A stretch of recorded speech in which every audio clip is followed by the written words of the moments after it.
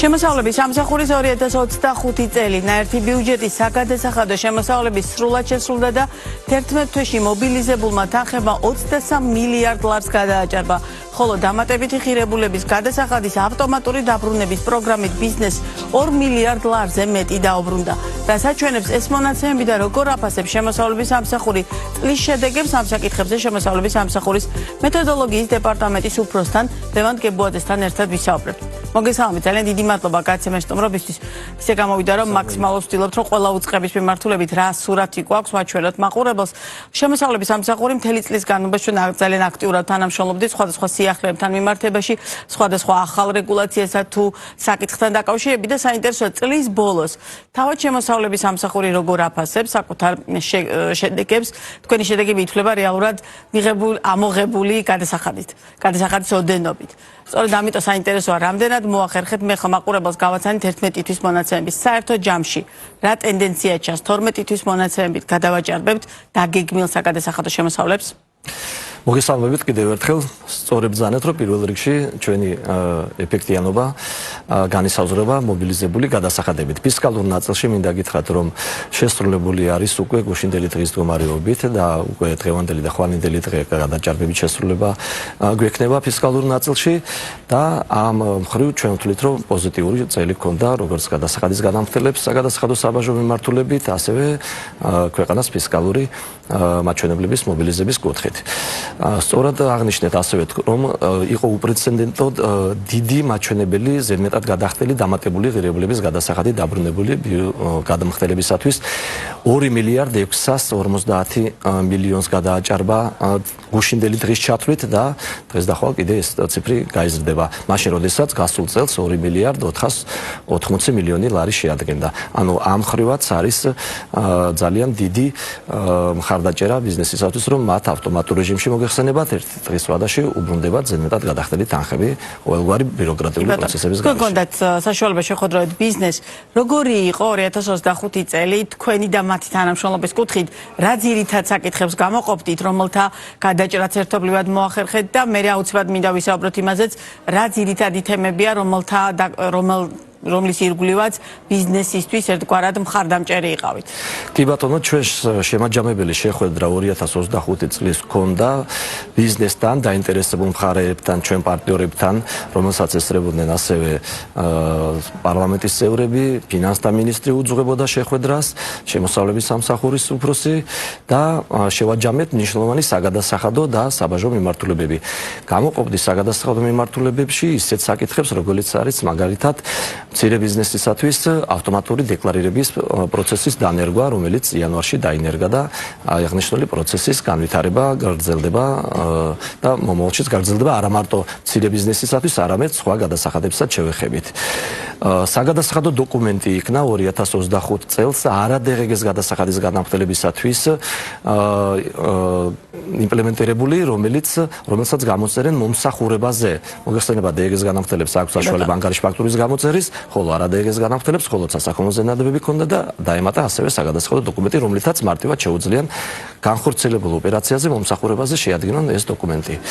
გამოყოფდი ასევე ისეთ საბაჟო მიმართულებას, რომელიც არის ახალი კომპიუტერიზებული სატრანზიტო სისტემა NCTS, რომელსაც უწოდებთ, რომელსაც ჩვენ შევუერთდით და ამოქმედა 2025 წლის თებერვლის თვლიდან და უკვე დღის მდგომარეობით 46,000-ზე მეტი დეკლარაცია არის ამ სისტემაში დარეგისტრირებული. ასევე ისეთ საკითხებს გამოყოფდი, როგორც მაგალითად ტექნიკური საკითხია შეიძლება გადამხდელებისათვის, მაგრამ ავანსის ანგარიში ფაქტურის გამოწერის ახალი წესი დავნერგეთ, რომელიც ძალიან დიდ პრობლემას წარმოადგენდა გადამხდელებისათვის და დღის მდგომარეობით ჩვენ გვაქვს ის სტატუსი, რომ გადამხდელები წერენ ერთმანეთში დოკუმენტებს და მეორე მხარე რატომღაც არ ადასტურებს დოკუმენტს. ჩვენ საინფორმაციო ტექნიკური საშუალება შექმნით ამისათვის, რომ მარტივად ნახოს გადასახადის განამხდელმა რა აქვს მას დასადასტურებელი, ან პირიქით შესაძლებელი არ არის დასადასტურებელი და უნდა უარყოს. ანუ ეს იყო ბიზნესის დააკვეთა ყველა ეს საკითხი, რომელზეც ჩვენ აქტიური კომუნიკაციის შედეგად ვაიდენტიფიცირებთ ხოლმე საჭიროებებს და ისევ ღებულობთ შემდგომ მეთოდურ მითითებებს. იყო ასევე დებიტორულ დავალიანებასთან დაკავშირებით გაურკვევლობები და ბოლო ცვლილებებით ჩვენ ეს საკითხები აღმოფხვრით, ასევე იყო სხვადასხვა საკითხი, რომელიც უკავშირდებოდა მაგალითად საგადასახადო შემოწმების შედეგად 30 დღეში აღიარების საფუძველზე ძირითადი თანხის სრულად გადახდის და ჯარიმის 50%-ის გადახდის შედეგად ჯარიმის მეორე 50%-ის პატიების თაობაზე მეთოდური მეთოდება იქნა მიღებული და რომელსაც შეხვედრის ფარგლებში მინდა აღვნიშნო, რომ ძალიან დადებითად შეხვდნენ გადასახადის განამხილები, პირიქით ვინაიდან მათი შენიშვნები ბევრი იქნა გათვალისწინებული ამ მეთოდური მითითებებში, იყო ძალიან აქტიური კითხვა-პასუხის რეჟიმი და ყველაფერი გამოისახებოდა იმაში, რომ ჩვენ ეს მივახციეთ და ხარისხიანი პროდუქტი მივიღეთ ერთობლივი ურთიერთ ინფორმაციის გაცვლის და საკითხების შეჯერების საფუძველზე. თქვენ ახლა თქვით, რომ რეალურად მათი დიდი ნაწილი ნიშნებისა თუ მოსაზრებების იყო გასახული და გათვალისწინებული. რა არ იყო გათვალისწინებული და რა რჩება დაუშვათ ამ მოცემულობით გადასახადის გადამხდელებსა და შემოსავლების სამსახურს შორის გარკვეულწილად იმ თემად, რომელიც მათთვის ისინი ფიქრობენ, რომ ასე კი არა, ასე უნდა იყოს და სახელმწიფო სამშობლოს შემოსავლების სამსახურიდან მიაჩნია, რომ ეს მიდგომა არის სწორი. მაგალითად, აი ყველაზე პრაქტიკული ბუღალტრებისათვის ეს არის ანგარიშ ფაქტურების დადასტურება. თვლიან, რომ ის რო საინფორმაციო შეტყობინების, pop-up შეტყობინების შექმნა არ არის საკმარისი იმისათვის, რომ მეორე მხარემ დადასტუროს დოკუმენტი. ვინაიდან მოგეხსენება, თუ მეორე მხარე არ ადასტურებს დოკუმენტს, შეუძლებელია მისი დეკლარაციაში სწორად ასახვა მითითება და უწევთ ხშირი კომუნიკაცია ერთმანეთთან. ჩვენ გეგმავთ 2026 წლიდან, რომ ეს უკვე აღარ იყოს ნებაყოფლობითი, არამედ იყოს სავალდებულო, რათა გადასახადის გადამხდელს, რომელსაც ექნება სავალდებულო დასადასტურებელი დოკუმენტი, თუ მას არ დაადასტურებს, ან როგორც თქვი, არ უარყოფს ამ დოკუმენტს, შესაძლებელია არასწორად არის გამოწერილი, მას შეეზღუდება წვდომა სერვისებთან და იძულებული იქნება პირველ რიგში ეს დოკუმენტები დაადასტუროს. რათა უკვე მეორე მხარეს სწორად ჰქონდეს საშუალება და დროულად გადასახადის დეკლარირების მოგეხსენებათ ავანსი ინაშტება, საბოლოო ეგრეთ წოდებული ანგარიშ ფაქტურები და ეს არის ძალიან პრაქტიკული ხშირი შემთხვევა. იყო ასე მოთხოვნები იმისათვის, რომ მაგალითად დებიტორულ დავალიანებაში მიუხედავად იმისა, რომ მეთოდურ მითითებაში ჩვენ კარგად აღვნიშნეთ, რომ ეს ეხება არარეზიდენტების ოპერაციას, როდესაც ოპერაცია არის არარეზიდენტთა მიმართებაში, მაგრამ უფრო მკვეთრი ყოფილიყო ისეთი საკითხები, სადაც მაგალითად მხოლოდ 12 თვეს არ მოიცავს ოპერაცია, არამედ უფრო დეტალები ყოფილიყო გაშლილი, რომელზეც ჩვენ ვაცხადებთ თანხმობას, რომ უფრო ჩავშლით ამ დოკუმენტს, მიუხედავად იმისა, რომ დღევანდელი რედაქცია რაც არის შექმნილი, რა თქმა უნდა, ბევრად გაუმჯობესებულია და პირიქით ბიზნესიც მიესალმებოდა. მე აუცილებლად მინდა კითხოთ ელექტრონულ პორტალის ნაწილზე, იმიტომ რომ ეს ერთ-ერთი ყველაზე კარგი საშუალებაა და ჩემი გადმოსახედი და გაუმჯობესებული იმისა, რომ ბიზნეს რაც შეიძლება სწრაფად ეკონტაქტოთ და ბიზნესმა რაც შეიძლება დაუშვათ დროულად მოიტანოს თავისი სათქმელი თქვენამდე. თვითონ ბიზნესი რამდენად აქტიურად იყენებს და ამ ნაწილშიც ქონდა წლის განმავლობაში სიახლეები და დაუშვათ წლის ბოლო გადმოსახედი და რეალურად როგორ ასრულებთ. კი ბატონო, მოგახსენებთ, რომ ჩვენი გადასახადის განახდელები ელექტრონული სერვისებით აქტიურად სარგებლობენ დაწყებული დეკლარირებით, ჩვენ გვაქვს თითქმის 100%-იანი დეკლარირება ელექტრონული ფორმატით. რაც შეეხება სერვისებს, წლიდან წლამდე უმჯობესდება ელექტრონული სერვისების გამოყენება გადასახადის გადამხდელებში და ასევე ვებზე არსებული ჩვენი სერვისების.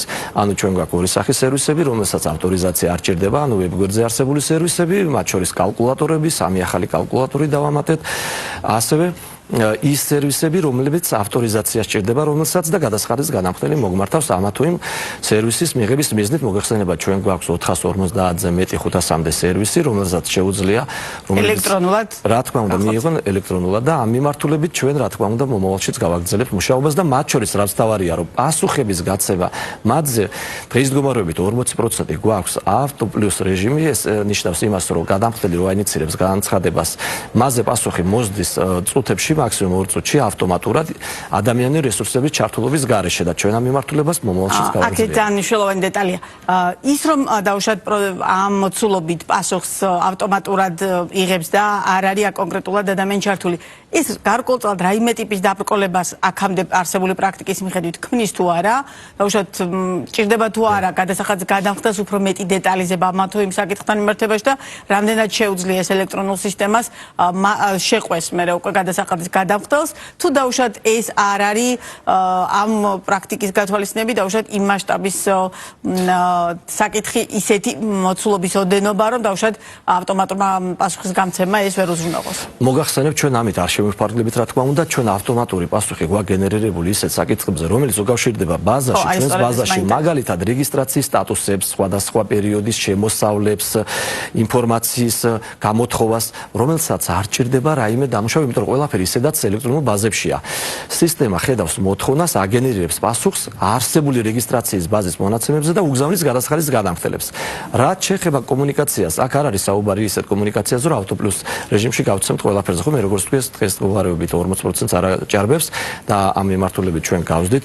ჩვენ ძალისხმევას, რომ ავტომატურად მოკლე ვადაში მიიღონ მსგავსი სახის ინფორმაციები, რომელსაც არ ჭირდება დაფიქრება. ჩვენ არ საუბრობთ და განმარტებებზე. განმარტებები მოგეხსენებათ არის როგორც მატერიალური ფორმის, ასევე სატელეფონო ცენტრის მეშვეობით შეუძლიათ მიიღონ, ასევე ისარგებლონ ონლაინ ჩატის მეშვეობით და კომუნიკაციაში უკვე კითხვა-პასუხების რეჟიმი გრძელდება იმ ხანს, რამდენსაც სანამ გადამხდელი მისთვის ამომწურავ პასუხს არ მიიღებს.